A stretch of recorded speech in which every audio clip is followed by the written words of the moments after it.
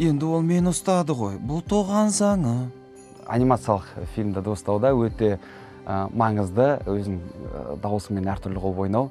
Себебі интонация осындай болуы мүмкін. Немесе басқа қылып персонажды бүйтіп ашу мүмкін. Немесе де басқа тондарда әртүрлі секіріп. Сондықтан өте қызықты. Жейсің бе әлде? Тәбетім қашып кетті. Дисней мен Пиксардың жаңадан шығатын секіргіштер фильмінің басқа туындыларға қарағанда ерекшелігі, құндылығы, маңыздылығы ол оның айтар ең басты ойында. Экология, жануарлар. Ей, ал сенің атың кім? Мейбл? Осында тұрғың келсе, тоған ережелерін жаттап ал. Мен ешқашан дыбыстап көрмегенмін жалпы осы күнге дейін. 3 басты жыланды дыбыстаған кезде өте бақытты болдым, өйткені ішімдегі қыр сырлы Фаризаны шығардым десем болады.